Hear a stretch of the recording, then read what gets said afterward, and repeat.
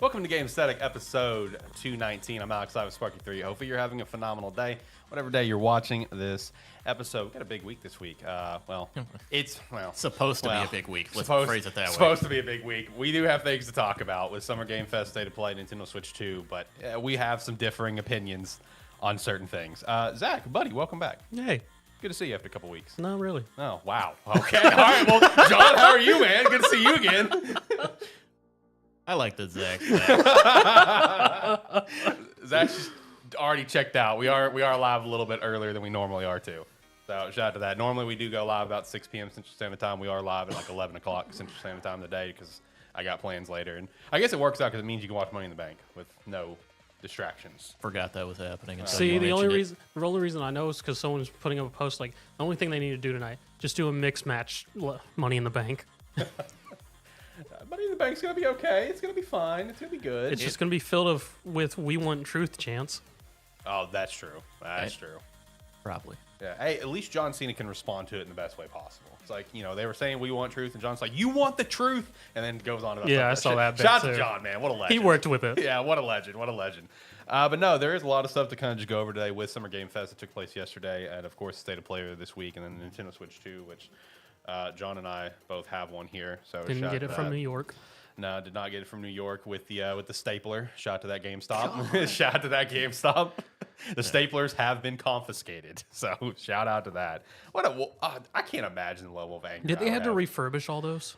Yeah, they had to give everyone new ones. So I don't know what's going to happen to the ones that got stapled. I don't know if this is going to go back to Nintendo or what. But yeah, no, GameStop had to give everyone new consoles. Crazy situation. If that was me, oh buddy, I would be very angry. Hey, one little shout out is that we're currently live on TikTok for the first time ever. So shout out to that. If you are watching on TikTok, come over to YouTube. You can now watch us with one hand. Yeah, exactly. Makes it even better. Come over to YouTube, youtube.com/@Sparky3. Subscribe to the channel, and we'd appreciate that. We'll also make sure to shout out our two sponsors, Agent Inc. and Rogue Energy, later on in the show. You could also just follow the TikTok if you see us on TikTok. Yeah, exactly. Follow us on TikTok. What are we doing? If you're stopping in, what are we doing? We're here to talk about games. You want to talk about games? Let's talk about games. All right, let me turn down the music. Half talk about games. It depends. Sometimes we get on some tangents. You know what I mean? Sometimes we get on some tangents. Overall, boys, how we feeling in this Saturday of the fabled, big, news week that feels kind of lackluster? How we feeling? I mean, it's about right. Because I mean, we've had some pretty good years, last couple years for game awards and whatnot. I mean, we're gonna get the lackluster years, and we're here. Yeah. Well, it's one where it's like I kind of have to acknowledge it's not even necessarily lackluster announcements. It's just not like because we've got some big announcements so far. It's just not stuff I'm excited about. Yeah, I guess that's the better way to put it. Like it's like I said in the group chat for like Summer Game Fest. For me, that could have been an email. But I do acknowledge there are some obviously cool and notable things in there. Yeah. It's like there were like what? Felt that? Oh, felt that boxing? Jesus Christ, Jeff. You and your damn puppets. there were like a couple things from Summer Games Fest that I was that I came out of it like, okay, yeah, I can have some fun with that. The State of Play, I got the one thing I wanted. Yeah. It's like State of Play also had one of the biggest announcements of the weekend so far, but I mean, most of it hasn't been for me. Yeah, it's just one of those years. Let's go ahead and kick things off with Summer Game Fest. First off, it's way too long. I'm sorry, way too long. Way too long. Way too long for us because there wasn't enough stuff that we're interested in. Yeah. I mean, the pacing just felt weird compared to previous years, and me personally, at least watching through live. Because I'm be honest, I tuned in late to it during the whole Kojima segment.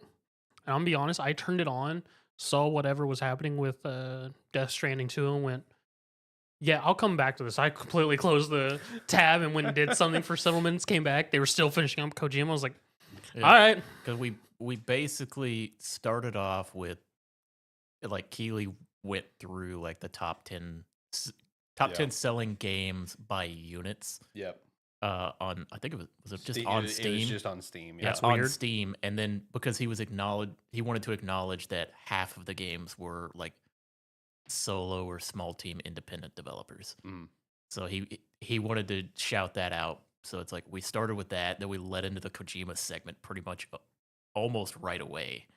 So it's like the first 20 minutes of the showcase, we didn't really see anything. Yeah, like let's which see. is standard. Yeah, it was. So we got the top 10 selling games and kind of highlighting all that stuff, and then we went into like Mortal Shell 2, and then it was the quick Fortnite Star Wars Death Star event, and then it was the Death Stranding 2, which was obviously, the Kojima moment. They didn't kiss on stage, so that was disappointing. But it's just the big Kojima segment that we're gonna expect at any Jeff Keighley event. But Yeah, it was basically Death Stranding 2 is still gonna happen. It's coming out soon. And Kojima's gonna do his own showcase to show you show you more about it. But we're gonna stand here for another probably 7 minutes. right, With the arts for your two characters, yeah, those are like two new characters that were introduced. as far as I'm aware, and that's what he made it sound like. Yep. But hey, shout out to Mortal Shell 2 though. Shout out to that. I mean, I missed that. What the heck is that? Mortal Shell, it's I think it's kind of a Souls game or Yeah. a Souls-like game more or less. with its own. It's been on it- Game Pass Yeah, for a while. it's got its own like kind of gritty, similar to Dark Souls, but its own gritty art style that it kind of goes with. Okay. I've heard about it before. Forgot there was. I think we'd heard there was a second game coming before. I don't think it was a world premiere. Yeah, no. I mean, at one point, I had Mortal Shell like downloaded to my Xbox via Game Pass. Didn't end up playing it, but it's one that's like been on my radar for at least a couple of years. It's like, Yeah. oh, that looks kind of cool. So when I saw, like, I didn't know, obviously, not playing it, I didn't know what was being shown at first. But once it popped Mortal Shell 2, I'm like, oh wow, that got a sequel. I mean, shout out to that. I guess I didn't think it would. Just like Code Vein, I didn't know Code Vein would get a sequel. I'm going to be honest. That trailer started, and I was like, "Oh, Code Vein," and then I was just watching and going, "This is too anime. Maybe it's not Code Vein."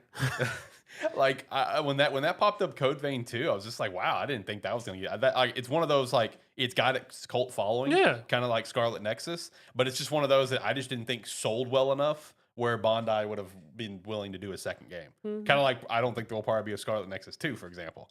You never know. Yeah, you never know, especially I've seen Code Vein 2, right? You never know which Code Vein. That's like that basically anime Souls is essentially what Code Vein is. With a mix of weird, not vampires, but maybe vampires. Right. But I was gonna ask of everything that came out in the Summer Game Fest. It's like instead of just running through everything real quick, what was there anything that was like your thing that came out that you were excited about? You gotta ask that. Yeah, I'm still gonna ask it, Zach. We probably know. yours. This is more of a. We could talk about the cool things to us. Yeah, right. I know Zach's is going to be Stranger Than Heaven. That's where you're wrong. Oh, it's not? It's Scott Pilgrim EX. Oh, fair. Yeah, that's fair. By the original devs, too. Shout out to Scott Pilgrim EX. Yeah, that's fair. You threw a curveball on me on that one. So, John, answer your question for me. There's nothing out of Summer Game Fest that just got me, like, out of my seat pumped. But there are games that, like, okay, yeah, I'm interested in checking that out. Like, what would be my biggest one? Honestly, potentially Stranger Than Heaven. Now that I got to see a little bit more, I've said here on the show, like I've wanted to play the Yakuza games. It's something I've really wanted to get into, and I know this is not Yakuza new IP, but like this is like a fresh start for me. You know what I mean? Going into Yakuza, like we talked about this last week when you weren't here. Like I feel like if I want to get into Yakuza, I want to get into Yakuza. Right? Okay. I want to go to Yakuza 0, kind of work my way through the series. Okay. So like this being, RGG, new IP, it's kind of a fresh start for me as someone that's never played RGG games. So getting to see like a full extended look on it looks fun. Looks like a lot of fun. That's I why want to start with Stranger Than Heaven. I mean, it's a new IP, Fresh fresh start. It is a new IP, but it's going to be just looking at it based on the trailer. I would assume Stranger Than Heaven might have a little bit. It's going to be much more fleshed out. It looks like, especially since it's in their own new engine. Right. And just the like sort of the dynamic sequences and sort of like the fight sequences and whatnot in terms of like how apparently you can take enemies to the ground or they can take you to the ground, and more use of possible environments in terms of actually like flipping someone off a bridge versus that's not a thing in Yakuza. You can pick something that's on the street and bash someone's head over with it, but Right. you're not like throwing them through windows or anything unless it's a scripted thing already. Mhm. Versus where it looks like in Stranger Than Heaven, this is going to be a part of the new system where you're maybe possible like in the middle of a fight, throw someone through one of the sliding screen doors, and then Right, if you're right. fighting on the street, throw them through a stall, flip them off the bridge. That's stuff like that. Mhm. And so I mean, the fighting system looks like it's going to be based on the trailer they show very clean and probably a bit more, slightly more in depth in terms of player usability. Right. Overall, it did seem like the fighting system was an older style Yakuza style though. So Mhm. Nice, nice.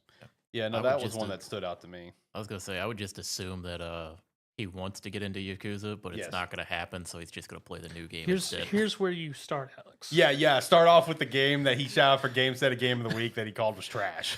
Yakuza Dead Souls. Start at the bottom. Yeah, start at the real bottom. Okay, buddy. You got a PS3 I can borrow? Yeah, actually. All right, perfect. Hit me up, brother.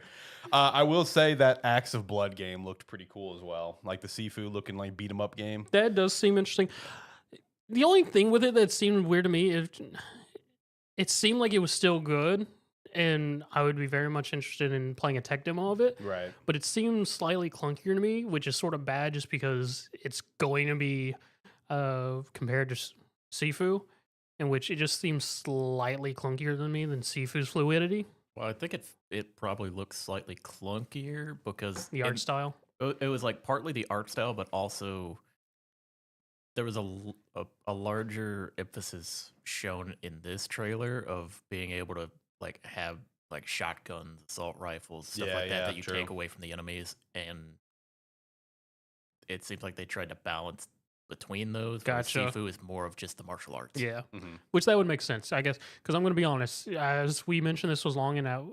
This video player was just in a screen while I was messing with Zenless stuff. That's fair. That's fair. What about you? I mean, the thing I was looking forward to the most, or the thing probably that I came out of it the most excited about was the Arc Raiders release date. Oh yeah. I was hoping. It's I was 10:30, right? Yeah, I was kind of hoping it was gonna be, a shadow drop, but Mhm. we got a different shadow drop. Yeah, Yeah. Liza P. But I mean, Arc Raiders is. I've heard a lot about it. I've looked into it a little bit. It's a game that I'm probably gonna play. Mhm. So I'm glad to know when it's coming out there. The other thing is kind of random. The one that I kind of got excited about, the Cube. Oh, Really? Yeah, by Atomic Art. I hated Atomic Heart. Yeah, that's you why did. That's why I'm confused by that. You were very Zach, anti-Atomic you Heart gotta when that game came out. understand. You gotta understand though. This is gonna be probably a shitty MMO type game That's- that I I mean, can play for 3 It's an months. MMO, but still. That's up John's alley. This is gonna be a shitty MMO for me to play for 3 months. Yeah, that's John's MO over here. I His saw it. MMOs I'm that are looking at it. I'm terrible. like, this looks so stupid, but I'll absolutely play this. You know, the thought creeped into my brain afterwards when they said MMO. I'm like, I wonder if John's gonna play Oh, that. I'll play it 100%. Like they started showing Atomic Heart 2. I will say Atomic Heart 2 looked better than It the does. first game. It does look a lot better. I did not. I hated the first game. The first game's a bit rough, which they slightly addressed that when they were opening with how they presented it, and which the trailer for Atomic Heart 2 seemed very much more fun versus all the Atomic Heart trailers seemed very atmospheric for what the story they were trying to tell, Mhm. in which that fit the game. It was what it was. I mean, you either liked it or you didn't. Whereas Atomic Heart 2 seems it's very much, as they mentioned, it looks much more open. Seems like it's going to be more entertaining. It does sort of seem like it might be a slight continuation from Atomic Heart, from what it seemed, because that was still your same character from the first one. They just never showed his face. It seemed like. Mhm. Yeah, I mean, Atomic Heart 2 looked better than the first one.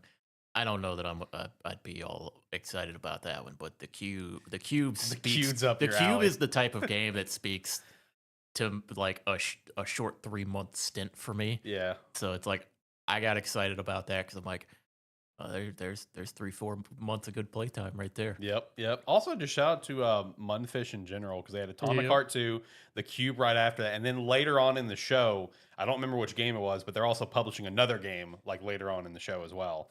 Maybe not developing it, but like I saw that like deep into the show, Munfish popped back up again. I'm like, God bless, you guys are all over the show today, Lord. Also, just wanted to shout out the Splitgate 2 guy. Oh Yeah. yeah. Just not not doing it as well, but I mean, calling out the FPS genre in Right. general for Right. everybody making basically the same game. Yeah, with Yeah. different skins. Yeah, but dude, the reception from that has been so funny because it's like everyone's like comes up here, calls out the FPS genre, drops a battle royale. Basically, is what people have said. Yeah, but it's one of those where it's like Splitgate has its community, and like Yeah, yeah. Splitgate 2, they were able to make Splitgate 2 because people wanted Splitgate, but they wanted it to be more refined, hmm so they just like made another game Right. to be able to do that. And I haven't played Splitgate 2, but like from Splitgate, the game's fun. I mean, the game is it's got its own unique twist with the portals and that. The big thing, I mean, the main thing with it is level design for a game like that. hmm Uh, and yeah, it's I don't know the BR aspect of it. I would hope they have a more interesting looking map than what they showed us. Right. I would hope so for Portals. Yeah. But yeah, the thing is, it's like to be able to have the fights and stuff like that, they have to have those like walls around so you can portal everywhere. But it just made it look kind of generic. hmm You know what So- kind of map they should have built? A cube. A cube would be kind of wacky with the portals. I ain't gonna lie. The cube would be It's kind of just a wacky. cube that, as instead of a ring going in, sections of it just drop off. Oh, that'd be sick. That's it, and then just kind of went like dwindle down the map, whatever. Yeah. That would actually be really sick. It'd be hella confusing for the player. It would, yeah. but it would be well. That's you're there for the chaos, brother. That's what we're there for. Is the chaos. Another game that stood out to me is Out of Words. Like the stop motion game. That co-op game that looks pretty cool. That made me think of what was the game for on PlayStation? Unravel. Yeah, Made me think of the Unravel. Unravel. Yeah, didn't they series. make a sequel? Yeah, sequel? it was Unravel too. Yeah, that's what I thought. Yeah, no, that's what I thought too. Was like I couldn't remember the name, but when they started doing the gameplay, I'm like, that looks like that one game that got a sequel to like the red and the blue. Yeah. I couldn't remember what it was called, but no, Out of Words looks pretty cool. I mean, I really appreciate the games that have that kind of art style. Like I'm very appreciative of that. So Out of Words is one that stuck out to me. So you also felt that boxing? Unfortunately, yes, because it was just like as soon as he started talking about puppets, I'm just like, God bless Jeff. Okay, well, what do we got? And they started showing it. I'm like, this is like unique enough where I appreciate how unique it looks. So yes, I'm probably gonna play it. I'm gonna be honest. The people who were making that realized what they were making and fully went in with it. Yeah. And just the terms of dialogue, dynamics, Yes. they understood it's ridiculous, so they just went Yes. full on in with it. Yes. So I appreciate that. I appreciate creative and unique designing. I just looked at it. I'm like, this is a weird Mike Tyson's Punch Out with puppets. That's exactly what I thought. Yeah, too. that's basically what it is. That's actually 100% correct on that. The sort of one that I stood out for me that's just a try once something comes out of it would be the Chronicles Medieval. Okay, I was about to shout that one out too because Chronicles Medieval actually looks kind of cool. Just a little snippet that we saw, just the approach of the army versus army. I'm like, okay, this is pretty sick. Well, I'm more curious in just the terms of however you're able to develop your character, which leads to the armies, because of it's very much in that same vein people are saying as a Mountain Blade. It feels like just from the trailer. Right. Yeah, no, Chronicles Medieval, that was one of the ones earlier in the show. That one also kind of stood out to me as well. Hey, shout out to Sonic Racing Cross Worlds. Got a release date and guest characters. So shout out to that. And more guest characters are apparently coming. I saw a leak that apparently SpongeBob's in the game. I was about to say, based on the ones that they showed us off, this is now Smash Brothers level pool of Basically. it's just going to be anybody. Yeah, basically. We got Miku, we got Ichiban and Joker, and then Minecraft is going to be in there. And like I said, I saw Steve, yeah, I saw leaks of SpongeBob also in the game. But also, I guess since you guys in our group chat, I beg your finest fuck. The collector's edition is like $250. Does that at least look good? Yeah, it looks fine. It's got a pretty cool statue that has Sonic and Shadow in their cars coming out of a portal racing, so that's cool. But I'm not spending $250. Cool, but I mean it's cool. I mean, how big's the statue? I don't think it had the dimensions. It's also limited run games as per normal, which I don't mind limited run, but I know a lot of people do because that means like you pre-order that, it comes out in September. You probably ain't getting that thing till next September. Yeah. So I do understand people's frustrations with that, but Fractured Blooms, that was one that I thought looked pretty cool.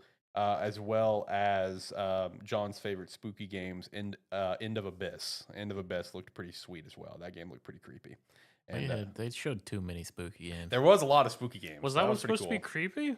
End of Abyss or Fractured Blooms? End of Abyss. Yeah, they're both basically like spooky games to some extent. Okay, End of Abyss didn't really feel like that to me, but okay. Yeah, no, they are. And then of course the end off being Resident Evil 9. So shout out to that. And man, shout out to Capcom for just like willingly blowing money to just troll people. That's 10 out of 10. Because it's one of those things like the way that it's perceived in that moment, right? Yeah. It makes it sound like we're gonna show you at a later date. Yes. No, that cheeky motherfucker's just like, oh, just hold on a little bit longer. The trailer's at the end. Capcom be trolling, bro, and I'm here for it. I did find it. They rehired Lady D's actual actress Maggie, I think Maggie something. just to do some recording stuff. Yeah, I know, and just to really poke it in. There's like, hey, yep, we got something, whether you believe us or not. Yeah, just to troll everyone, because it's like literally, dude, you go on Twitter and everything. Everyone's response was, "Damn it, Capcom, you blue balled us." Like no one thought, "Oh, maybe it's still here. Maybe it's still here." Because it's like that did feel like, "Hey, we're gonna show you at a later date. It's still cooking." Yeah.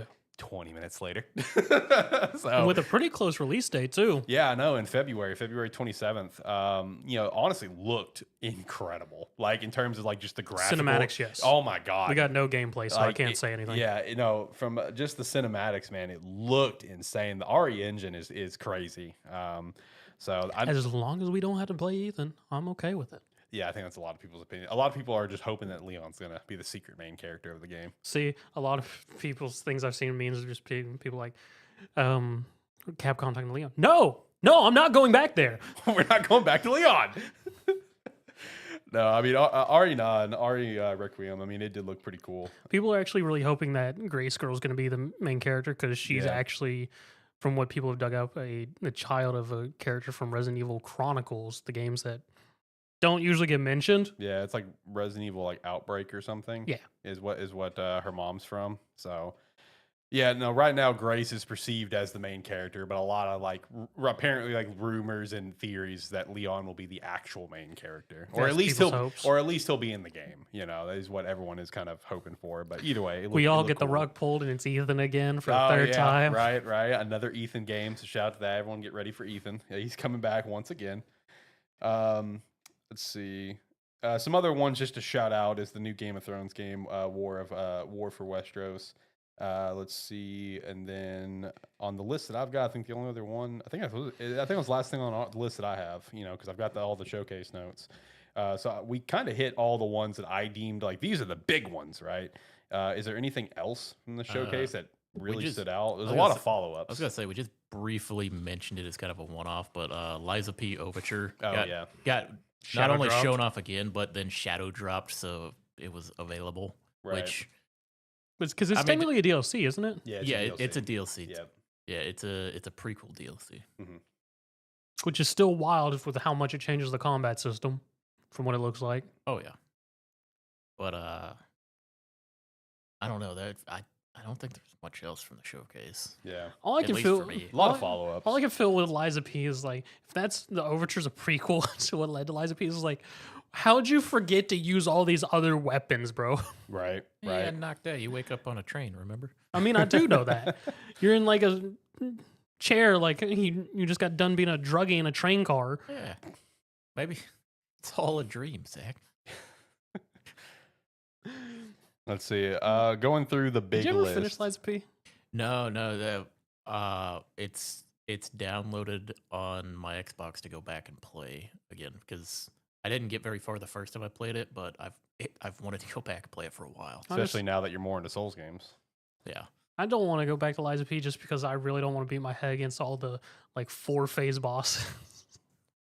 Well, yeah, I'll get to do it again. Yeah. Or I'll get to do it for the first time now. Yeah. Yeah, I'm probably gonna. Well, I'll probably do that soon if there's not like anything big coming out. Let's see. Just kind of shouting off some from the big list. Hey, shout out to Troy Baker, that guy's and everything. He's now confirmed for Mouse PI for Hire, which I still think that game looks really cool. It does look good. I'm looking forward to playing that. A couple more characters for Marvel Cosmic Invasion with Rocket and She-Hulk. Got another Onimusha trailer, the new one that is. So shout out to that. Killer In. That seemed kind of interesting. 24-player multiplayer game using social deduction skills. So. That one's gonna be wild. Yeah. Let's see. Playtest for Chrono Odyssey is later this month. Shout out to that for anyone who wants to check that out. I did forget about that game. Let's see. Nicktoons and the Dice of Destiny actually looked kind of fun. Very quick snippet of gameplay, but like with it being just Nicktoons, I can imagine it being kind of a grand old time. One that's personally stood out for me was the Plague one. That was done by the Guacamelee developers. Oh. And Nobody Saves the World. Because I love both those games, so I'm probably gonna enjoy their third one. Right. Deadpool VR.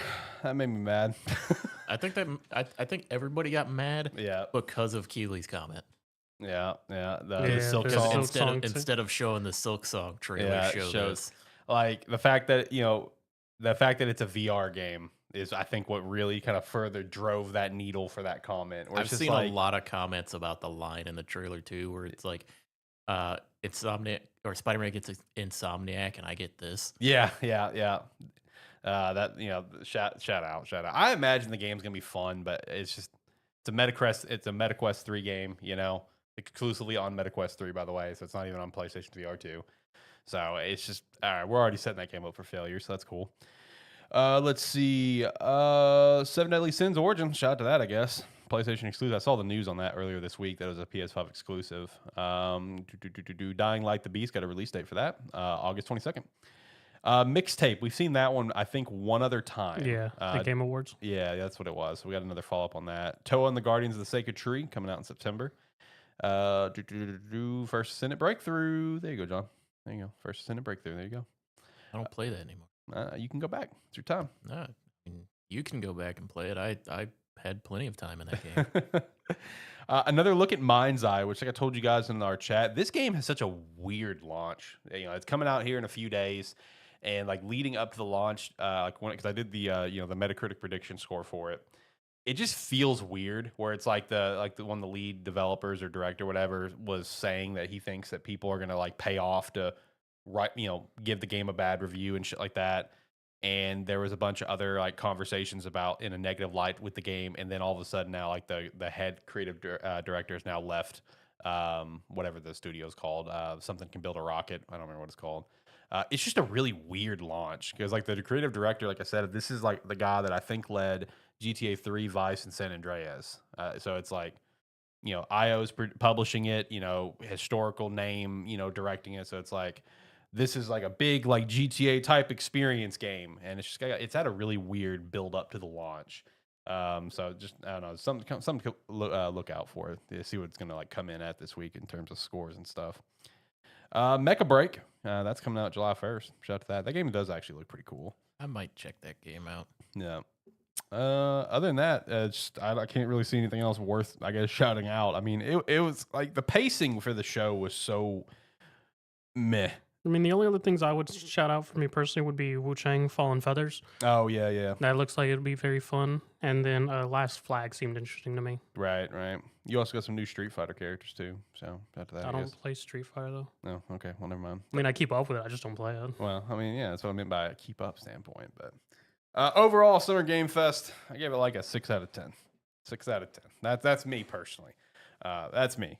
It was a very, the pacing was very odd for the show. Resident Evil does give it a lot of points. It's cool to finally see the new Resident Evil after so long rumored, with a release date at that, which that's great because it's like it's going to come out like just days before the month of its actual 30th. So big shot to that. But overall, just a very mid show. I don't know. You guys have any last thoughts on the Summer Game Fest? You ready to move on?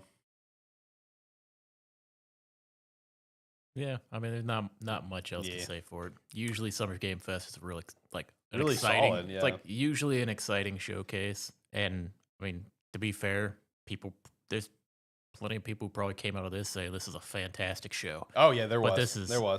This is not a list of games that appealed to me necessarily. Yeah. Next show, Keely becomes a puppet. At Gamescom. At Gamescom in Germany, he's going to become a puppet. Shout out. All right, let's shout out a sponsor. Let's shout out Rogue Energy. Use the referral link down below. Promo code Sparky3 to get 10% off your order. And we'd appreciate their support on that. Or if you're going to be picking up the hydration, the chill, or the energy line, the promo code Sparky3 will work on all of them. And they are all delicious. If you're going to get the cans, Black Cherry Lemonade is fantastic. Rocket Pop for energy is great. And the chill does actually work, by the way. It does help you relax and decompress. Again, use the referral link down below. Promo code Sparky3 to get 10% off your order. Rogue actually currently, as of the broadcast of this stream, have 50 off cans. Is that the current like promo code or something? Yeah. All right. Well, hey, you don't have to use our promo code. Just use the referral link, and you're going to help out the brand, and we'd appreciate that. And all right, let's hop over. You want to do the state of play, or you guys want to do Switch 2? State of play, Switch 2. State of play. That's up to you guys. I got to check off Let's for both. finish with State of Play. All right, finish with state of play. More fun. All right. Hey, shout out to Switch 2. Came out this week. Did get it. Did get the Switch 2. Shout out. Wasn't There's- planning there's on John. buying a Switch 2, but it ended up getting one. Yep. Shout out. Local store happened to have a couple extras. So Yep. went and- See, what's funny is I could have gotten a Switch 2 because I happened to get off at a decent time, and I completely forgot about it. But I happened to go past one of our local GameStops, and I saw people lined up and went, why would they be lined up? The people trying to buy them that didn't pre-order. And I racked up my brain and went, the Switch 2's out. Yep. I'm good. Right. yeah. I found it at our local Target. Saw they said they had them in stock. I was like, I guess I'll go look. Showed up, they had 3 still in the case, and I was like, now I just have to find someone in this Target who can open this. And man, was that a journey. I bet it was, brother. Because it was pretty much like first thing in the morning, right? It was around noon that I was there. That's crazy that around noon it was still in stock there. Yeah, it's like I walked over. I was like, "Hey, can someone help me?" I was like, "Can you get someone to help me over here?" He goes, "You want to switch?" Went, "Yeah." He goes, "I'll come over." Yeah, nice. So for both of our pre-orders that we had, we did go to the midnight launch for our local Best Buy. They actually had about like 140 to sell outside of pre-orders. Dang. Yeah, so shout out to that. There was so basically with where our Best Buy is, there was one long line going this way towards the Whole Foods, and the pre-order line was the other way. The pre-order line was pretty short compared to the people just trying to buy it. That makes sense. But it was overall pretty smooth. Got in and out very quickly. Right at 11 o'clock, they kind of just started moving people in, like groups of 2 at a time, whatever, Yeah. kind of going and get it. So it went pretty smooth there. And then there was, of course, mine was from Walmart. And as I've said on this show before, Walmart burned the fuck out of me with my PS5. So I was very gun shy with Walmart. But based on what my order status was, it was saying like it was going to be delivered from the store. I'm like, okay, all right, cool. I'm going to work local. I'm a territory sales guy, so I can choose where I go. So I'm going to work local that day and pick it up, whatever. I woke up at 6 o'clock, checked my order. It's like, it's going to be ordered in 15 minutes. I'm like, God bless. It's like, all right, let's go. I had that thing before I even went to work. So that was pretty cool. Shout out to Walmart. Although, you know what? I say shout out to Walmart, but fuck our Walmart, because I'm seeing all over Twitter that everyone else's Walmarts gave them free chips and drink. I didn't get shit. I bet my driver stole it. I bet my driver stole my chips and my drink. But I don't know. Either way, shout out to that. But Switch 2 is actually pretty sweet, Weird though. thing to get upset about. Everyone else got it, John. I like Pringles. Okay, Pringles are great. So Would you rather have the Pringles or the Switch 2? I want both, like everyone else got. No, you don't get both. I want both, John, like everyone else got. But no, the Switch 2 is actually pretty impressive. The magnetic Joy-Con thing is pretty cool. I do like that, how it just kind of snaps in. Haven't played a ton of Mario Kart World. That is on hers. We did set up the virtual game card thing, so now the game is currently on my Switch. So that was actually kind of a pain in the ass to get it initially set up. But once it was set up, I don't know how easy. that works with 2 Switches. It's interesting for if you just have one Switch, because since I buy all my games digitally, your library it just lists all your game cards, and if you want to load the game on your console, that doesn't mean that it's downloaded. It just means that it's there so you can download it. And like in the menu, they have like they basically show the card, and it's either it like if you load it, it actually like pushes it in a little bit and gives it a little blue color to it to show that it's loaded on the console. it's really weird. Yeah. Like I said, getting it set up was honestly kind of a pain in the ass, at least for us, because all I like can say to my that, John, Switch is- was the problem, All I can say to that, John, is explain that to a caveman. right? Oh yeah, Right? no, it's terrible. Yeah. But overall, with the Switch 2, I'm pretty impressed so far, just in terms of like the build quality and everything. Because like obviously, I was pretty vocal, and a lot of people are pretty vocal on like oh man, why are we going back to LCD? Why didn't we just keep the OLED that you already had the mid gen for or whatever for the Switch 1? Honestly, the screen is really nice. Like I can't really tell a difference. Like there was all the the conversation that the screen was really upgraded and stuff, and was even though it was LCD screen, a really solid LCD screen. It is like the screen is actually really nice. I I've been playing Cyberpunk on handheld, runs really well. Checked out Pokemon handheld, GameCube handheld, and a few other things. Honestly, runs really well, and then it looks really nice for the screen. For Mario Kart, though, I do want to talk about this. It is just Mario Kart. Look. It's all right. Let me say this: it's a very fun game. Anyone that buys it, they're gonna have a good time, right? Like let's say you guys come over for like a Halloween party or whatever. We play on some Mario Kart. You guys both are gonna have a fun time. But I'm telling you up front, it's not $80. I can't justify like why did this increase the gaming industry price point? It's not there. Like the free roam stuff. I mean, it's cool. I played it for a little bit last night. There's little challenges you can go do, and riding around the map is very relaxing. I will say that it is a very relaxing experience. So that was nice for me yesterday because I was digging up trees in my yard yesterday. So that was nice to kind of sit down, relax, drive around the map, do some tricks, go do a couple challenges. But like it's one of those things where it's like I saw someone, I think it was actually Beat 'em Ups. I was watching his video on Mario Kart World, and something that he said he kept trying to justify to himself about the $80 price tag is that maybe it's like a Tears of the Kingdom situation where they're withholding something big from you because the depths were completely withheld until the game came out. No one knew about the depths until the game came out. So it's like maybe it's like that. Maybe that's why it's $80, and maybe there's something else they haven't showed us. And that's not the case. It's just Mario Kart, guys. It's like I've said, based on all the reviews. I don't know. They withheld the 18-wheeler Rampage. All right, let's call. Well, that is true. I did do that last night, but that's not $10 upgrade now. Let's calm down, buddy. But like, look, all the progression that we see of the game, like the grinding, the open world elements, and everything, right? Look, that's the natural progression of Mario Kart, in my opinion. Where else are you gonna go? You got to keep in mind, yes, we have Mario Kart 8 Deluxe for the Switch, but what is Mario Kart 8 Deluxe? It's a upgraded port of a game that came out on the Wii U in like what 2013, 2012. Like we haven't had an actual new Mario Kart, like a real new Mario Kart. Let's not count the mobile game or the little car game since like 2012. Like this is the natural next step of the property. And again, I just don't feel like it justifies raising the prices of games across the entire industry. It's fun. It's very, very fun. But it's definitely not $80 fun. That's for sure. I don't know. That's my piece on Mario Kart. I was gonna say I've mostly just gone back and I've been playing Pokemon Violet when it actually runs well. It's crazy how well that game runs. And that's mostly what I've been doing is I'm just traveling to different parts of the map and running around, and still amazed that the game actually runs well because there's parts of the map I didn't spend a lot of time in because, I mean, it wasn't worth it. Yeah, you couldn't see what was happening or anything. I did play a little bit of Soul Calibur 2 the other night. Shout out to the Nintendo online family plan. Yeah. I texted John. I was like, "Yo, what's your email?" And he sent it over to me like, "Wow." I was like, "I'm gonna add you to my family plan because I didn't realize I could add 8 people." So go play some GameCube, buddy. Yeah. Yeah. Shout out to that. I didn't even know I didn't have my Nintendo Online apparently. Yeah. And didn't realize that. And then you sent that to me. And I was like, oh. Well, look at that. Yeah, there you go. Now you can play GameCube. You can go play some N64. You can have a great time. Yeah, I was looking through it. I mean, GameCube's got 3 things on it right now.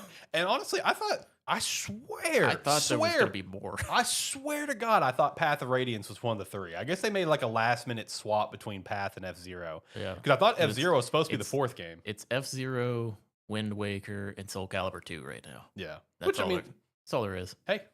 3 great games. So here's my real question. I'll both talk about Mario Kart.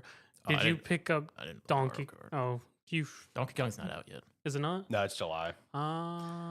You If Donkey Kong would have come out day one, that'd have been a lot better for the console launch too. Because yeah, that's what I was thinking. Because that was the Yeah. only reason I would have picked up a Switch 2 was to do the Donkey Kong. yeah, it's next month. It's July 17th. Which I do have that pre-order and I will be picking it up.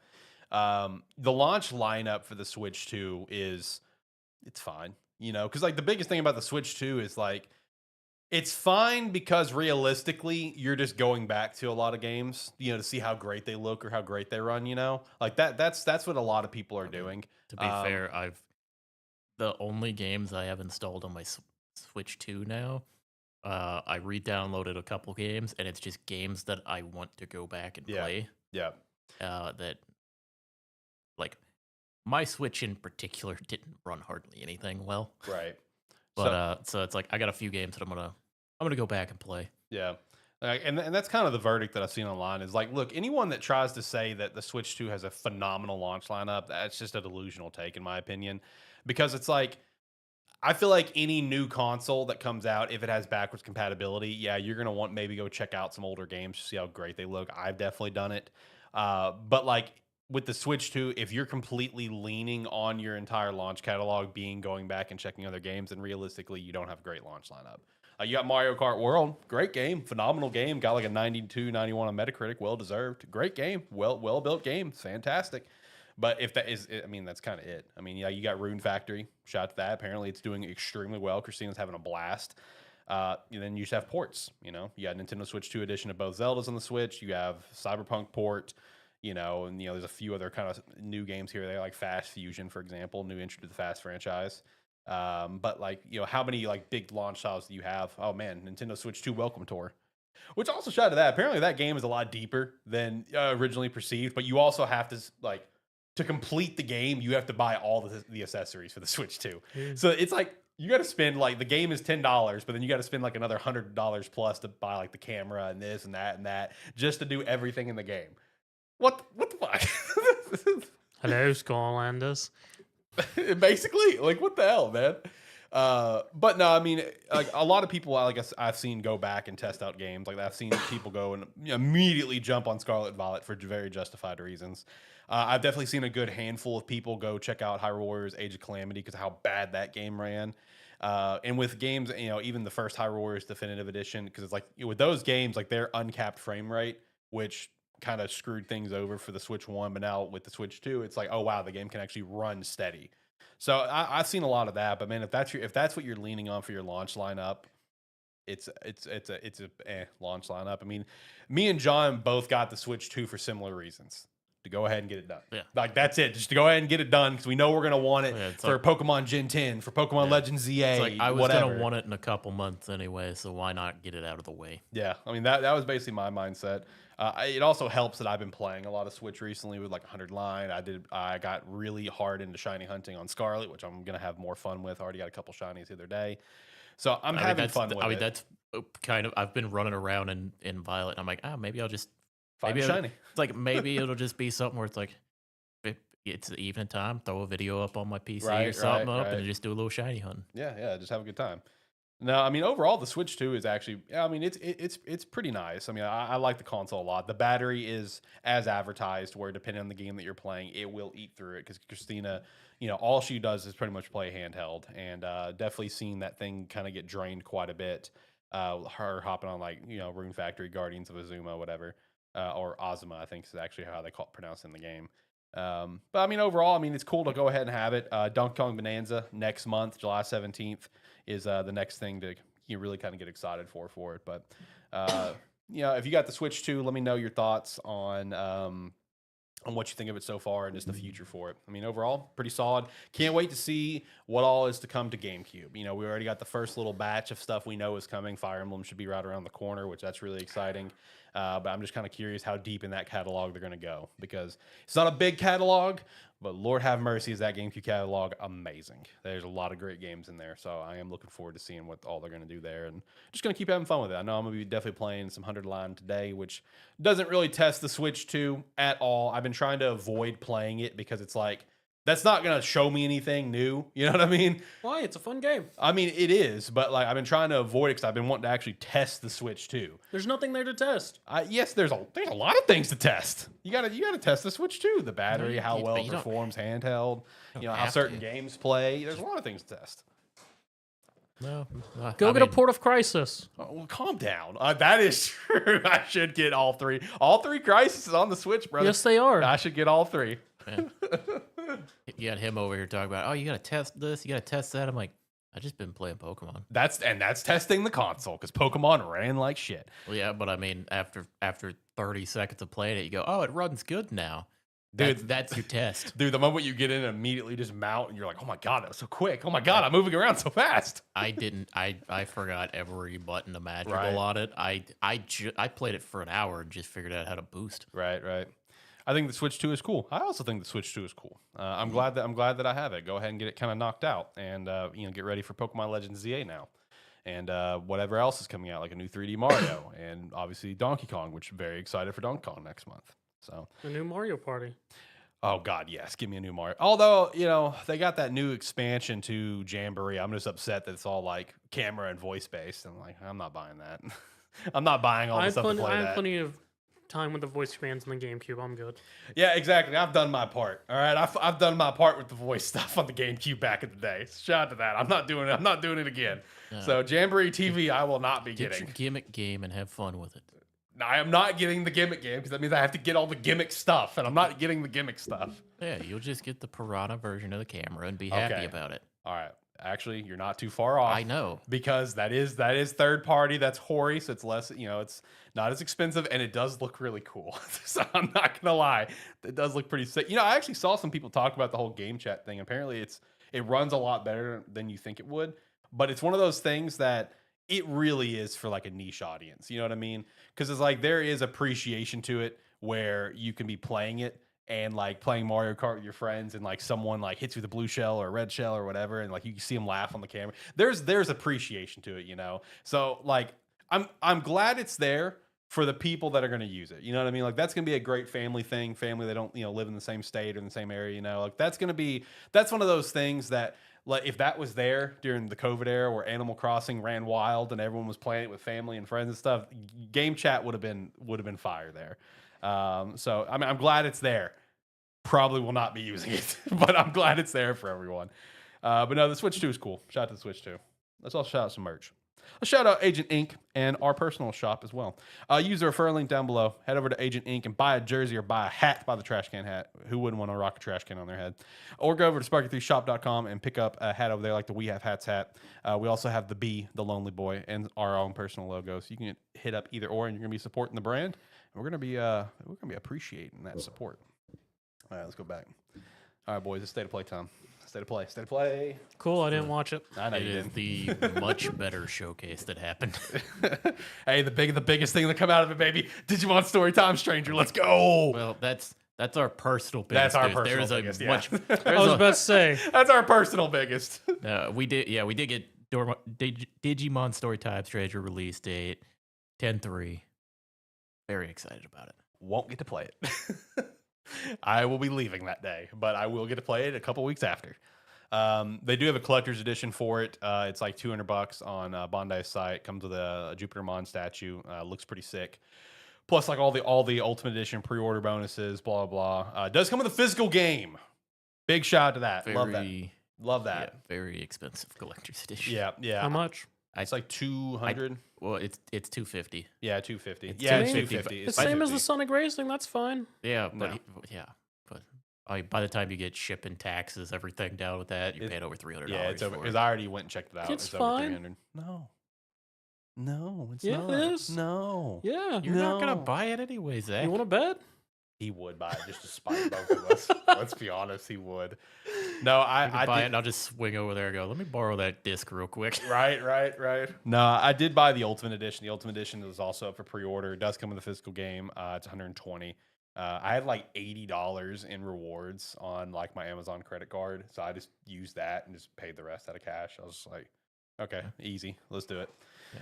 The probably the actual biggest news to come out of the State of Play though is the Marvel Token Fighting Heroes Yeah, game. yeah, facts. The Facts. 4v4 Arc System, Which is works wild. game, which they started when the trailer started. I saw Arc System and I went, "Oh, what do we got here?" And then then you see like Cap Shield. I'm like, "Oh, these crazy bastards." Yeah. What really threw me off with it was they did the whole Japanese voice actors. Yeah. And Yeah. to find that, first off, the fact that it is Arcworks working on it is amazing. Oh yeah, no, that game is gonna be fantastic.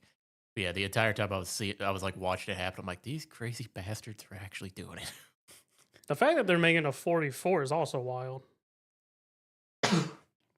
Yeah, no, the game looks incredible. I think the entire fighting game community is kind of going crazy over it right now. Yep. Mhm. Yep. Yeah, I did a follow-up video of the things that stood out to me from the state of play, and I did shout out the way I put it as someone that does not play fighting games. I'm excited for this because I'm excited to watch this one from afar because it looked really sick. I'm just really bad at fighting games, but I'm excited for the competitive scene for this game because obviously big name behind it, and then it being Marvel and just how great the game looked from a gameplay standpoint. Honestly, really impressive. This was definitely like the standout announcement of the show for sure, and probably I wouldn't even say probably. It's easily the second biggest announcement of the whole week so far, only behind like Resident Evil 9 in terms of like gaming industry, standpoint. I mean, it is an incredible announcement. Great way to end off the show. I'll definitely say that. Marvel, Token Fighting Souls looked incredible, man. The art style was great. The character designs look great. That's gonna be a banger. I'm assuming that's gonna be one both of you are picking up like day one. Which one was it? The Marvel game. Oh. Nah, maybe not day one. Oh, really? It's like I I'll mean, probably pick it up, but it's Yeah, like, I'll pick it. y- Fighting y- games usually, unless it's Tekken, I'm usually not day Yeah. one. That's Yeah, fair. you got to remember, I love fighting games, but I'm the guy who watches fighting games. Yeah, you're like me right now. No, I actually watch fighting games. Well, I know. I will tune in to fighting. Damn, games. John. Yeah, you're the one that watches every second of Evo. So shout out to that. I like watching fighting game tournaments that I haven't found the fighting game that makes me want to like really jump in yet. Soul but- Calibur is mine. But yeah, no, that game looks fantastic. There you go, Alex. What do we got here? Shadow Labyrinth. Collector's edition. Shadow Labyrinth Collector's Edition. Shout out to that. Anyone that does not know what Shadow Labyrinth is, it is the Metroidvania like Pac-Man dark gritty game. Looks like a pretty sweet collector's edition. Bandai Namco store exclusive. Got the nice shadow box, art journal, collector's box, space game. Does have a physical edition. We love that. It's only $100. Look at that. And that is coming out next month, 18th. Shout out to Shadow Labyrinth. I'm excited. Also, I joined the waitlist for the Time Stranger Collector's Edition. Of course you did. You bastard. No, seriously though, Time Stranger's trailer looked incredible. Oh yeah, Oh my god, I'm so excited for this game, dude. Digimon Story Time Stranger game of it's the getting year. a bigger push during these showcases than I expected to see. Yeah. No, just the general hype around Digimon in general right It's- now is it's- really high. It's weird. The last few games that have come out have been like, You gotta be a fan, like kinda you got to thing. be a fan to even realize that it's been shown. right, And this one is getting like kind of put front and center, right, which right. is weird. Yeah. No.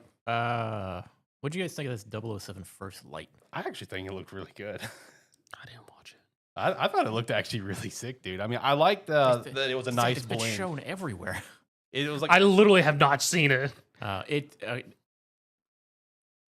I don't. because they didn't show it They- off in Keeley's. It just showed a promo art. Oh, I thought they showed that. No, they showed I must promo. have seen it again at the IOI interactive thing. yeah. No, I mean, I thought it looked great. I thought the initial trailer at State of Play was like a nice blend of the cinematics plus gameplay hints. I mean, I think it Yeah. looked incredible. From what it kind of looks like, Zach, somewhat Hitman-ish, with James Bond. So Okay. somewhat Hitman-y stuff with maybe more exploration to it. I would assume so, seeing as Bond isn't really known for being a killer. You know, he shoots a lot of people. Yeah, and it's it's a prequel game. It is him entering into the agency? agency before he it's like his origin story of entering the agency before he has 00 status. Oh, so it's before Connery. Yeah. Interesting. Yeah, it's So like so he's just 7? no, he's just James Bond. Oh, so he gets a name, not just a number. Yeah, this is before he has any number. The trailer starts with them looking at his file Gotcha. and bringing him into the program. Gotcha. No, that one looked great. Another one I was curious, I guess, on your thoughts on since he didn't watch it. What do you think of the leadoff game Pragmata by Capcom? I was late to the show. Okay. I thought it looked really sick. I haven't looked at it. I've thought it seen the looked word sick. Pragmata. I don't know what it is. It's like a sci-fi action adventure, like RPG. It looks really cool. I'm pretty sure that also is Troy Baker. Troy's and everything. But like that was the first question I asked when I watched. It's like, is that Troy Baker talking? It's like, God bless, this guy is in everything. But no, it actually looked pretty cool. That's one that's going to be on my radar for next year. I don't think, did they get a release date, or is it just next year? Is what I said. It was just next year. Shout out to Final Fantasy Tactics as well. Final Fantasy Tactics finally got its big reveal for the remaster that's been long rumored. So shout out to the fact that it's also you can swap between playing in the updated art style or the original. Hey. Yep. So that's going to be a good pickup on that one. Yeah, I've never played Tactics. Always heard great things about it, so I'll be picking this up. Silent Hill got its release date. Silent Hill looks incredible. Come on, John, play it. Wait, which Silent Hill? Silent Hill F. Yeah, Silent Hill F. Yeah. No, it looked incredible. Watched the trailer again last night, and I thought it looked so good. That it looks so damn creepy, man. We are getting a gameplay deep dive for Ghost of Yutai next month in July, so shout out to that. Sword of the Sea, that was a new announcement there from the devs of the Pathless and Journey. Looked pretty cool. Looked actually pretty cool. You're just like surfing on a sword through various landscapes. That's what my question was gonna be. Yeah, you're just surfing on a sword. It looked like Journey, but instead of running around, you're on a sword. Yeah, okay. And you're surfing like Asta, basically. We got Neo 3 showing off. Yeah. Neo 3. Twitch. What was Neo 1 and 2? The like samurai action combat. That game. Neo. Okay. Yeah, that Neo. Yeah. Getting a third one of that where they're blending samurai and ninja fighting styles. Okay. Yeah. Mortal Kombat Legacy Collection as well. That being a thing by the same team that did all the other collections. What games was it? I think all Did it of the early ones. Yeah, it's like all the early ones. Like NES Sega? Like arcade classics. God, I hate you too. Zach, here's the problem. What I'm thinking back trying to the look at it. disappointment sigh. I'm thinking back trying to look at it. I don't know if they were clear. They had one screen that showed like 5 games that were going to be in there, but I don't know if there's more. Yeah, I was trying to think back. I'm like, I don't remember what they actually said was going to be there.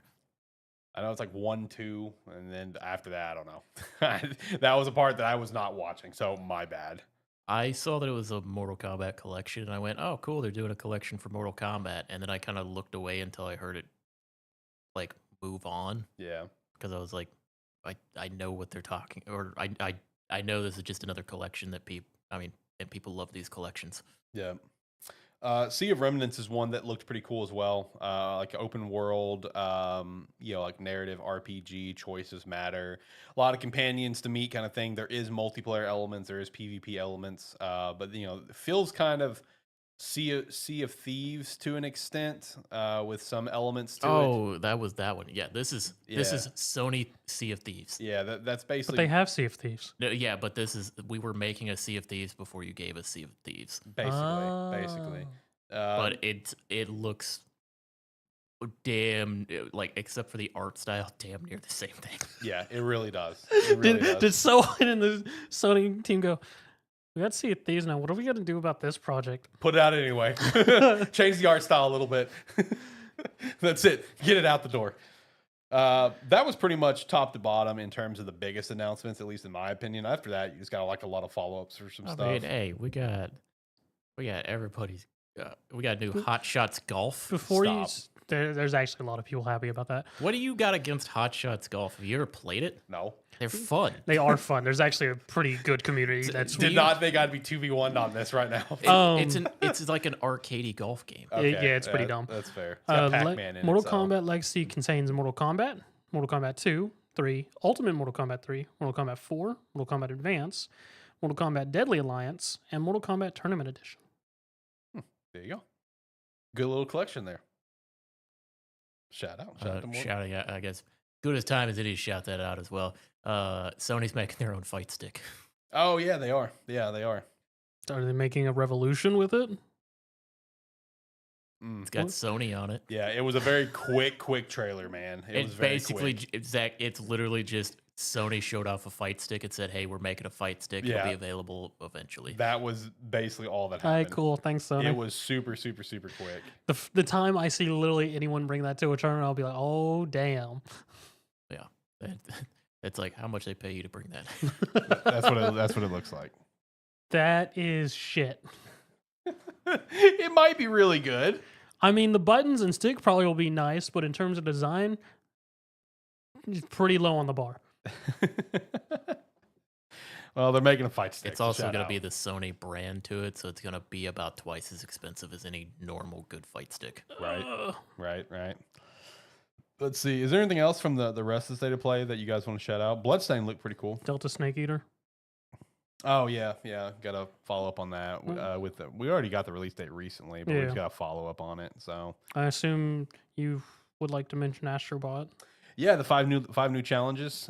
Plus the DualSense is returning, and apparently the DualSense is returning with a new twist. So it's going to be a slightly different DualSense than the one they sold. I don't know. Astro what, plays you now. Right. No, I would like to get my hands on that DualSense. So I'm glad it's coming back out. There was one game that was interesting. It's not a game I'm necessarily interested in, but it was a interesting looking game. That was Romeo's a Dead Man. I was curious what that was going to be because I had a feeling someone was going to shout that out. I saw the name of it. I was like, that's intriguing. What's the context? I forget entirely, but it starts out with it's like a kind of cinematic-y trailer where the guy Romeo walks outside, gets attacked by something, and they stick him with a thing that like turns him half like cyborgy, so he's like dead but being kept alive. Okay, and then I guess he like fights off monsters and stuff. I don't remember. Basically the gist. Yes, that's about the best way you could possibly explain it. The intro to it leading into the gameplay there seemed to be almost no correlation to it. Okay. But it was an interesting like concept. All right.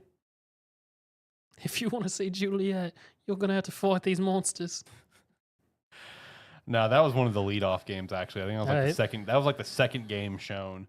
The first game shown was like it's like just like a Tetris game, right? That Luminous Arise? Yeah, it was like a Tetris. The music was great. Music was fantastic. When it was leading into it, I'm like, damn, this is some good music. What are we doing? So question, what is Tides of Tomorrow? Now that's a good question. I looked that up earlier. What was it? Tides of Tomorrow. Seeing as it's wanting to compete with release date as Resident Evil 9. True. No, Resident That's by Evil Deep 9 Silver came and a couple THQ days Nordic. later, Zach. They didn't know it at the time. I mean, they did it, but... So I guess technically Resident Evil was to compete with them, huh? Yeah, they're like, who can we beat? It is a multiplayer game. Shout out to that. It is a survival. It is a survival game. Oh, Tides of Tomorrow. Is this the one that I'm thinking of? Is this the one where it's the multiplayer game? Yep. Where, okay, you don't have to say, you can wait until I say something else for you to say, yep. Is this the one where it's different paths, but you can see the paths that other people took? Yes. It's basically, there's levels with multiple ways that you can go. Okay. And different things will happen, but it's kind of like Bloodstains Yeah. in like Dark Souls and that, where you'll see like a ghost image go a certain direction and you can see what happens to them like seconds before you have to make the choice. Gotcha. Very interesting looking game. Probably not. And you said it's a survival game? That's what it's listed as when you look it up, yeah. I can only picture you're choosing that. You're choosing your path, and you just see a shadow. What just happened? Zach, there was a moment in the trailer where there's a Y path split. Yeah. And you see the ghost run off one direction, and the guy turns left. He turns left. Two guys round the corner and just knock the shit out of him. It looked very chaotic. I'll definitely say that. Yeah. It looked like sections of it are like pretty fast paced. You're trying to get away from people, and like trying to pick the right direction or trying to react fast enough to be able to get through it. Okay. Seems interesting. I may look into it. But beyond that, I don't know if there's anything else to shout out for the State of Play. I mean, State of Play was better than Summer Game Fest. I'll definitely say that. That's the first thing they'll say. But it had some cool stuff. I mean, the biggest thing is I had my Digimon story Time Strange, and that's all I need. I guess the only other thing that I guess people might have been interested in is there's a Thief VR game. Oh yeah, Legacy of Shadow. People might want to play that. I mean, the only reason I say that is VR people. I think VR people are kind of they'll take anything. Yeah. Anything that comes out, they're gonna get. I bet they are pumped as hell for Deadpool. I'll tell you that. All I can ask, was there any limited edition controllers shown off? No. No, just the announcement Just that the Astro Astrobot one. controller was shown and said it was coming back. Yeah, Okay. that's it. So nothing else, You unfortunately. gonna get it? I don't have it, so maybe depends on when it comes out. Yeah, just sometime later this year is all they said. And with the new levels, they didn't reveal like any new bots that were coming except for the protagonists from Ghost of Yutai. They just said the other characters the other bots they're gonna have are gonna be surprises.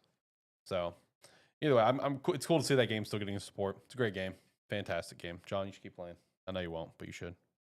As John said, no, Astrobot. David John. Buddy. I knew that was coming, but damn it, John. As John said, I'm just not a fan of platformers. Found that out. I just borrow games from Alex and hold them hostage at my place. Yep. Basically. Well, the Tears of the Kingdom one. I've offered to give you some of these games back. The Tears of the Kingdom one, I really don't give a shit if you keep that or not. We already, because like that, I already had, that's my third copy. We had 3 copies, right? So I really don't give a shit if you keep that one. Astrobot, I will need back eventually for to play the levels, and I know she wants to play it eventually. So that one I'll need. But She's got plenty distracting her. You got a while, John. she's she got, does like, have a lot to distract her. Yes, She's got Switch games to play. yeah, she is very playing pretty hard on Fantasy And Life she, and yeah, I was about to say she's still Factory. got Fantasy Life too. Yeah, which just got a Nintendo Switch 2 edition, sold it for $250. Shout out to that. So she got that. So been playing that. Been playing Rune Factory. I know eventually she's gonna want to play Astrobot, and I want to go do the other challenges too. So eventually I'll need that one, but I'm not really in a. You can keep Tears. You're good. I don't need it. We already have 2. We already have 2 copies in the house besides that one that you took. All right, well, that's all I had in terms of main topics. From here, it's kind of getting a weekly wrap up, which was going to start with Xbox Showcase. Any predictions you guys want to throw out, but anything you guys want to personally talk about before we get into the weekly wrap up and stuff. Tech demo of Gears Emergence Day. Okay. Was that at the State of Unreal? No, that's my prediction for the Xbox. Oh, we're jumping straight into Xbox predictions. You just said, is there anything you want to talk about? So I just Okay, threw that all out. right. Well, let's go into Xbox predictions, buddy. So tech demo for Gears of War E-Day. That'd be pretty cool. I hope I imagine there'll probably be a spot in there for that Gears of War Reloaded. That'll probably have a spot in there. But I would like to see something E-Day. But is it too early or not? I hope not. They showed it off at Game Awards. So if they gave us like some sort of tech demo or something, it would just keep people interested. Right. Persona 4 Remake's going to be there. That's pretty much a lock at this point. Apparently a new Spyro's in the works, and that could be there on tomorrow. Spyro 4. Shout out to that. I don't know, man. So far, Why would it everything be you've Spyro messaged 4? That's just that's what the rumors are. I have no clue either. So far, I said the same thing because there's a lot of Spyro games. Alex, so far, everything you've said is a rumor that's supposed to happen has not happened. Hey, I've got some hits. Let me go back and look at that yearly predictions list. No. I'm saying so far this week, everything you've said is rumored that is supposed to be announced. That's not true. Hasn't happened. Hey, I was already ahead of the game on Lies of P and Jurassic World. Thank you. I was already ahead on those 2. Were you? I was actually. I was ahead on the game on that on Monday. I just didn't shout it out, but I was. I mean, Where's the proof? You picked the In Liza. my head. You picked the Liza P, which is probably the most obvious one, and then the Jurassic World, where nobody Gives a shit. Yep. You know what the Jurassic World or park thing? You know what that was? That was time to feed my cats. During that showcase, That was I- just the Gold Blue moment. Yeah, it was. I went. I got a minute to go take care of some stuff here. Right, right. I've got nothing for the Xbox showcase. I think it's gonna be mid as fuck. I think it's gonna be a wild card. I really do. I think it's gonna be mid as fuck, and if it turns out to be actually interesting, I'll be surprised. I feel like we'll get maybe one, maybe two interesting announcements just in general, not necessarily things for us. Yeah. The only thing I think that we're gonna see for sure is we're gonna see something Starfield. Oh yeah, yeah. Something Starfield. Probably some ESO as well. Probably something Fallout 76. Maybe something Halo Infinite. Maybe just like some small like thing some update they got coming out or something along those lines. I'm not sure. Oh, they may have a spot for Zenless since Zenless just came out on Xbox. Oh yeah, you're right. You're right. That'll probably be there. I don't know. I have that sneaking suspicion that there's going to be some random game announcement here that's going to absolutely just like blow me away. Because but it won't be an Xbox game because it's going to be similar how last year was Expedition 33. Yeah. It's going to be like that random one in the middle of the show that's going to be like, that looks incredible. There's probably going to be something like that there from Xbox gets the Silk Song trailer. Oh god, that'd be so funny. It won't even be Xbox at this point because the first time in like a year and a half that we heard news, Nintendo gave it to us. Yeah. Right. It's gonna be Nintendo that reveals it. Right. Look, it's got to come sooner or later because, like, in like August or September, I can't remember when, Silk Song's gonna be playable at a museum in Australia. Yeah. Like, it's coming at some point. Like, some sort of trailer for Silk Song. It would be funny if Xbox got. Oh, there will probably be a Black Myth spot since Black Myth is now officially confirmed to come to Xbox here soon. Ah. So Black Myth will probably have some sort of spot in the trailer, which I think it had one last year and even the year before. So we're just rehashing it, I guess. And that's the thing about the Xbox showcase. I think it's gonna be a lot of rehashing because like a lot of the stuff we saw last year, there was stuff that came out, but there's still a lot of stuff that hasn't. I mean, this is gonna be here's all of our current live service stuff that's running. And then the rest of it's going to be, here's all of our stuff we promised you last year that we didn't deliver on. Then here's our Xbox Indie Showcase. Basically. State of Decay 3 will probably be there. That was there last year, still doesn't come out, so I can imagine that'll probably be there. Since they just delayed Fable, I'm not convinced we'll see something Fable here. I mean, yeah. It'd be cool if we did, though. It'd be really nice if we saw something Fable. I'm just not convinced. I'm kind of losing confidence that game exists. I mean, it exists. We've actually seen some stuff with it. Um, We've seen it more than we saw before Survive released. Survive had the 2 trailers for years. And then the same 4 screenshots. Yeah, right. Everwild, no chance that's going to be there. Everwild is the one that really doesn't exist. But I don't know. My expectations for it is pretty low. Like what John, you said, you think it's going to be a mid-ass show. But I think there's going to be a few random wild card surprises that is just going to be really exciting. Madden 27? All right, calm down. I'm not even planning on wild card. I'm just like, if you surprise me, you surprise me. I'm going in with nothing. Yeah. We may have an episode for it tomorrow. Just depends on how good it is. At the very least, I'll do a video. At the very least, we'll have a video for it. But we might do a little bonus episode tomorrow talking about the Xbox Showcase. We'll see. If we don't have an episode about, it'll be part of the weekly wrap up next week. There you go. That's how we're going to be chatting about it. All right. Anything else you guys want to shout out? If not, we'll start running through the rest of the weekly wrap up. I don't know what you even have in here. I don't know either. It's a lot. Kind of. Somewhat. So. Picked up some random games this past week. What'd you get? Picked up a game called Apocalypse Party. Yeah, I've seen you been playing that. I forgot that was on my wish list. Yeah. I don't know. It's kind of one of these same, like, can be like auto shooter type games where you level up and get talents and you're being chased by hordes of enemies and stuff the entire time. It's one of those. The gimmick to this one is shitload of characters. Yeah, because it's also there's co-op. There's like 65 characters, or that might be a bit much, but there's a bunch of characters to unlock, and there's characters. There's meme characters that are based on people. They have a character in the game that's based off Faker.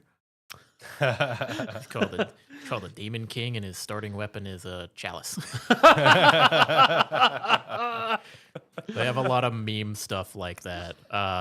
But it's an interesting one because they like in a lot of these you just usually pick up like different talents and stuff. In this game, they have like melee weapons, range weapons, as well as like equipment is just stuff that like follows circles around your character and just does stuff Yeah. based on a timer. But the weapons are like you can either set them to auto attack or attack at all times, or you can click to attack. Ends up not meaning a whole lot by the end of it. I usually just turn stuff on auto attack at all times. But they have ranged attacks, melee attacks, equipment based stuff, chance based stuff. They summons. They have all kinds of stuff. It's a wacky, wild version of these type of games, and I've been having fun with it. It's exactly what I thought it was going to be when I started playing it. It does have a demo if you want to try it. Nice. Zenless 2.0 came out yesterday, along with their release launch on Xbox. So start of season 2 of that. Bunch of new mechanics in terms of overall map, combat. You have a whole new hub area, so a bunch of different changes in there in terms for like daily stuffs and whatnot. One of the first S rank characters got a complete overhaul, which people were asking about, and which an interesting thing. Not only did they remake her character build, they even gave you a switch where if you, for some reason you preferred her older playstyle, you can still do her older playstyle. So it's not just a complete flip, which is very rare in these types of games. Usually once there's characters remade, it's just that old playstyle's gone. Right. So yeah, been having fun with 2.0 so far. Nice. Other than that, I've been playing still a lot of 100 Line Defense Academy. Have you got past the prologue? The standard story, yeah. Okay. I'm way past that. Nice. I keep buying new games and trying out new games and stuff that I've kind of stalled out on 100 Line. I keep trying to get back to it, but I keep playing all kinds of random games. I'm playing new games constantly. I'm trying to get back to it though. I want to get back to it. Yeah, I'm only halfway through the prologue. So what, you're on day like 60? Yeah, actually, yes. I think I'm on like 59. Yeah, I'm right around there. So I'm only scratching the surface of the damn prologue of the freaking game. 100 Line was interesting. Has been interesting, especially finishing up the standard route. There's a moment where your character says something that tells you something in that game, and as soon as I saw that line, my brain did like a Sherlock moment. I went, "Mother!" I had a few of those. I'll be honest with you. Like, obviously, I don't know the full. Okay, I know at least one key element of the story that I just unfortunately found out. And the moment I saw it, I was just like, "Son of a!" It was in front of me the entire time. So I'm kind of upset I got spoiled on that because everything else is a mystery to me. But I have no doubt. Is it something you've already experienced in the story? It's something that has been constantly hinted at, but I have not got this story reveal yet. Okay. Yes. Because it's probably the only one that caught me. Okay. If it's the one I'm thinking of. And I'm back behind where he's at now. Yeah. Yeah, I know you are because I can see your achievements. You just picked up B Squad. Shot to B Squad. Yeah. No, I've been meaning to get back to it. That was usually like my weekend game. Yeah. But I haven't played it much this weekend. I'm gonna finally go back to it today because, like I said, the last couple days I've just wanted to play games that would, like, again, test the Switch too. Yeah. I wanted to try Pokemon, Cyberpunk, Mario Kart. But now that I kind of got that out of my system, now I'm gonna go back to the game I want to play, which is 100 Line, because that's all I want to play right now is 100 Line. It's killing me. So I will be going back playing that today. Do have some news. Path of Exile the 1 is getting a new league. Ooh. Next month or next week. They had the announcement for it a day or two ago. They've been like doing a teaser for it. They have the first in-game expansion, a new pinnacle boss in 3 years. Yeah, it's been a while since they've had an expansion. So I'll be going back playing some PoE1 for a little while. Nice. Oh, Naraka Blade Point may be dying. Oh, is it finally time? Unfortunately. They're having a collab with Persona 5. Oh no, it's over. It's over, boys. So Naraka Blade Point may be dead in a couple months. Yeah. I feel like the Persona 5 card comes out when a game is dying and they're trying to get people to come play it. Yeah. And we see the Persona 5 track record. So that's tragic. That's unfortunate, brother. I'm sorry.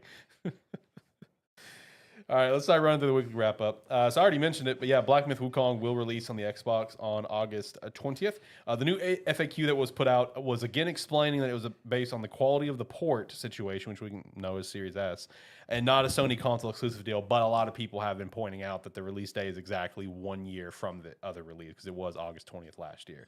I know that's kind of like a little suspicious, but I'm actually going to take their word for it because we've seen so many problems with the Series S. I'm just going to take their word for it that it was actually a quality issue and not a secret exclusive If they deal make with that Sony. thing run on the Series S, still, I'll be surprised. Yeah, no, exactly. Like I'm taking their word for it that it was a quality thing. There was not a secret deal. Next thing is a rumor involving Sonic Frontiers sequel. It's been in steady development planning for 11/2026 in time for the Sonic 35th next year. Apparently, the game will build upon the open zone style that Frontiers introduced, and Ian Flynn will be returning for the writing. So that's great. Love that. Better get Amy. Brother, calm down. What's with you killing Amy? Calm down. Got some Expedition 33 news and a reminder. So, reminder is the Monolith set pre-orders on Lace Records ends on the 12th here in June. So, if you want to pre-order that, make sure you get in. And some news that's just popped out: the Luminaire edition, which was the GameStop exclusive edition, is back in stock over at GameStop. I checked it earlier just to confirm before I put it on the news list. So, if you wanted to grab that as well, you can grab that. It's PS5 only. That is the one that I bought. It's pretty nice. What's with that edition? It's got the steel book, art book. The art book's really nice. It's got DLC code for some additional outfits. Obviously base game, and I think that was about the gist of it. Okay. Yeah, it was. I mean, it's just like $70. It doesn't have painters though. No, it doesn't have painters. No, this is one of those cases. The game's 50. This edition's $70, $80, whatever. So it's kind of the same reason why I bought the Guardians of the Galaxy one once upon a time. Guardians of the Galaxy Special Edition I bought was only like $80, so it's like fuck it, why not? So it's kind of the same thing. Apparently, Tencent acquired 15.75% of Arrowhead Game Studios, which that, of course, is the Helldivers creators. You know, y'all kept up with Helldivers the past couple weeks. Not the past couple of weeks, no. What's going on? I've seen the headlines. Just been the wild Super Earth stuff. Oh, okay, yeah. Yeah, I saw, whenever it dropped, I saw it like incredibly pop off. I saw that. I saw people. I saw articles of people getting kind of frustrated at the feeling of Arrowhead just kind of directing The story now. directing the story of how the war goes, as opposed to putting stuff out there and letting the players' actions decide it. See, that's where Right. I was gonna go with after the whole president's death and now revenge major order. Yeah, Yeah, that's what I was gonna go into. But yeah, haven't played it recently, but I have been keeping up and seeing those headlines popping up. Let's see. Next thing, there's a report that Xbox-related layoffs are going to be happening soon. Apparently, by the end of the month. This is per Tom Warren with The Verge. So that is something to unfortunately keep an eye out for. The name Xbox PC has started showing up in more third-party retailers. So could potentially start seeing that branding a lot more going forward. And I guess we might see more about it maybe tomorrow at the Xbox Game Showcase as well. Cyberpunk 2077 is not done yet. There is a 2.3 patch coming out June 26th, even though CD said they were done with the game. But CD did hire Virtuo Studios to continue to work on the game. This patch is basically going to be all of their work, which there was also a job listing found of someone that started with Virtuos in April, and part of their job description on their LinkedIn did talk about unannounced story DLC for Cyberpunk. I don't think it's going to be anything grand like it a just Phantom makes everyone Liberty. romanceable. Possibly add a lot more romance. They had a lot of the romance stuff, with the text messaging options that you have. They added a lot of that. But it'll probably just be more side missions is all it's going to be. I'm excited to see what they're going to do with it. Probably going to see that here maybe tomorrow as well. Cyberpunk Edge Runner sequel announcement was teased for July at Anime Expo, so look forward to that. X Defiant is shut down and the chief is done. X Defiant was shut down this past week. I think it was like Tuesday. The X Defiant chief, Mark Rubin, apparently quit the gaming industry completely, saying that Ubisoft's COD rival was doomed from the start with little marketing and the right resources. He's just done. He's not even going to try to go back to another game. I mean, he's fair. It had no marketing. Yeah, no. Ubisoft kind of. It's funny that Ubisoft is the one that sent a guy out to, like where he's just done. He's like, I'm done with it. Ubisoft did it for me. I'm done. This is the last straw. This is ridiculous. Let's see. A lot of resources are now reporting that the Red Dead Redemption 2 remaster is indeed coming out this fall for PlayStation 5, Xbox Series, and PC. That was a report I already reported on like a week or two ago. Just don't give me hope, but a lot of people are reporting that this is happening. So I guess we'll see. Like I already said earlier, apparently Spyro 4 rumored for Xbox. I don't know what that means though. Like I've seen multiple people say this, but what do you mean Spyro 4? Which one is technically 2 and 3? There's so many different games. It just is it just like release order? Because like you don't worry about which one's which. There's a new one that's being talked about. All right, there you go. Spyro Ripto's Rage literally has a 2 in it. And then Spyro Year of the Dragon. I forget what the third one on PlayStation is right now. It's not Year of the Dragon. Well, either way, new Spyro coming out. State of Unreal in Orlando featured Witcher 4. However, CD Projekt Red did confirm it wasn't the real Witcher 4 and instead a tech demo in the Witcher 4 world. That's why I asked when you said tech demo earlier. I was just like, was that State of Unreal? Because I knew. Yeah, because I heard about that one. Yeah. That's kind of funny that you show up with Witcher 4 stuff, and I saw everyone freaking out on Twitter. Yes. Like, Witcher 4 in engine PS5. That was something that Jeff put up, and then it's like literally the next article I saw was CD Projekt Red confirmed that's not the real game, and I'm like, damn it, come on. Dragon Ball Project Multi officially has been renamed to Gikishin Squadra. Does that have an actual release date, though? I don't know if I saw that. You just get to play as the Ginyu Force. I would imagine at least Captain Ginyu and probably Raccoon's going to be playable. I mean, it'd be cool to see all 5 playable. They'd all have very unique play styles. But that is the 4v4 MOBA for anyone that does not know what that is. Speaking of MOBA, HOTS is celebrating 10 years with all heroes for free until June 15th. That is Heroes of the Storm. How big is HOTS community still? It's alive, but it's not huge. I don't know where I could find player counts. I don't know if you can find player counts, but it's still alive. I still see like anytime the HOTS Twitter like will put up like a patch or whatever, I still see it get a pretty good amount of interactions and views on it. So I would love for this game to come back, but it's not happening. Probably 2-3 dozen of them. I would say probably like I'm gonna guess probably like 10K is gonna be my guess. 8 to 10K is probably the average. Is probably what they do. Fantasy Life I has sold over 800,000 copies, man. Shout out to that, brother. I'm very confused why this one popped off. Yeah, it's just the right time, the right era. I would assume so. That's because all it is. like the previous one did not pop off nearly as hard. Yeah, no, this one was just the right era, man. It came out at the right time, and it's done. It's doing its thing. Christina's super pumped about it because it means that we're gonna probably get a sequel. Let's see. Saquon Barkley is the Madden 26 cover athlete. Good luck to all the curses you got, buddy. You got a lot of curses to overcome. Because not only does he have the Madden curse, he specifically has the Madden curse for running backs. And then on top of that, he won Offensive Player of the Year. And whoever wins Offensive Player of the Year also has a curse. So good luck, buddy. You got a long year ahead of you. Five Nights at Freddy's and Fallout are both going to be featured at Halloween Horror Nights this year with haunted houses. Five Nights at Freddy's is actually the first house announced, so shout out to that. FNAF's also in Dead by Daylight. It is also in Dead by Daylight. Yeah, that also it was like what That's how you know you've really made it. Yeah, when you get in Dead by Daylight. Dead by Daylight is now considered the crossover game. Yeah. Because you have so many weird ass crossovers now. Yeah. In that. Yep. Because what was it? So it was saying something. I was like, I just got hit by Springtrap, but then saved by Nicolas Cage. And then Bill from Left 4 Dead grabbed me. I love that Nicolas Cage is in that game as Nicolas Cage. I love that so damn much. Let's see. Last piece of news I got is Hi-Rez laid off executives and senior staff instead of developers so they can keep Smite 2 and Paladins alive. Hey, shout out to that. Shout out to you're keeping the devs around, keep the games rolling. But that's also really just disappointing to hear, though, because it just kind of further puts in the light of where Hi-Rez is right now. They and where have the definitely state of these fallen games off. where like the state of these games are.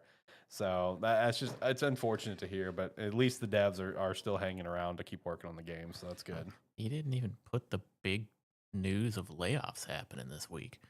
Which layoffs? Jagex laid some people off this week. Oh, I didn't see that one. Yeah, they laid off some of their team to they said, I think they said along the lines of like to help with communication and consistency through development of future content. So, and if you're not aware, Jagex is the old school RuneScape team. Yeah, I did not see that. That one did not pop up in my timeline. Yeah, I had seen that. That was, I think, towards the beginning of the week that started coming out. Okay. You guys, any other news you want to shout out? Anything else off the dome? Get out in the world, scream from the rooftops. Go check out Dead as Disco. Okay. Mentioned it last week because I wasn't sure if I was going to remember it this week. Steam Next Fest is going to kick off on Monday, so there will be plenty of indie developers bringing demos to show off. So check out Steam Next Fest and make sure to wishlist anything that looks interesting to you. And there will be more demos than you can play. So Yeah. So that is definitely true. yeah, go look through Next Fest, find some stuff that you like, and wishlist it so that they know they've got the support to keep you on. There you go. Shout out to Steam Next Fest. All right, all that's left is Gamestetic Game of the Week. Zach, what you bringing to the table this week? All right, so Gamestetic Game of the Week this week is not just a game of the week; it's a game of memorial. Oh, here we go. I like this. Unfortunately, you cannot play this game, but I do like to shout it out on the off chance we ever see it again. Atlas Reactor. I wasn't ready for that. Yes! John's reaction for me over here on OBS was fucking amazing. Wasn't ready for that. Atlas Reactor, rest in peace. That game was phenomenal. This is why it's in memorial. This was a game we played a lot of. So Atlas Reactor was a 4 versus 4 tactical arena game. So you had 2 teams of 4. Everyone had a character. You had everyone had their set of skills. You had action points for every turn that determined how many skills you could use. Each skill had a different cost. It was a wide cast of characters. It was owned by Perfect World, which led to its unfortunate downfall when Perfect World did Perfect World stuff and screwed up and had to shut down a bunch of games they had going on. The overall goal in a match was the first team to 5 kills wins. If both teams managed to get to 5 at the same time, it became a death match of who can get a kill first without the other team getting a kill. Yeah, it was. You had to get a kill in a round without them getting a kill in a round. Otherwise, if you both managed to do it, the game would just keep going. To which I think John had one of the longest ones where you went like a 10, 11. I have a 13 round screenshot. Yeah. And in terms of actual combat, the combat went in 3 different phases. You had the prep phase, the dash phase, and then the actual combat phase. And it worked in sort of a rock, paper, scissors timeline of where you could use prep phase skills to counter dash phase skills, dash skills to counter combat skills, and then combat skills all just hit everybody at one time. Because in terms of this, during each phase, every character who played a skill for that phase all happens at once. So it's sort of wild in terms of that because like Lockwood, one of the best, he's sort of the base character. He had 1 skill in each one. His prep, he could set a trap where if anyone dashed through it, it would harm them. He himself had a long dash. Then he had a single shot skill, which could also be used as a trick shot if you were really good. And then every character also has an ultimate. His was just a widespread cone that just hit everyone in it. As well as there was about like 6 to 8 different maps, each designed differently with cover, which some cover was destructible based on some people's skills. And then also like short hazes areas, which worked like bushes and whatnot. Absolutely phenomenal game. Honestly, we need more sort of tactics games like that out there from the PvP scene. I haven't looked into it myself. Supposedly there is a private server out there that people are using to still play games. I have not found it myself, but anytime I look into Atlas Reactor, I always see it pop up. So there's some Discord server out there where you can still play Atlas Reactor. Shout out. But absolutely phenomenal game. It's sad to see it go when it did. They did eventually, another company did get a hold of it and released Atlas Rogues, which was a PvE style part of the game, which was in development back during the initial Atlas Reactor.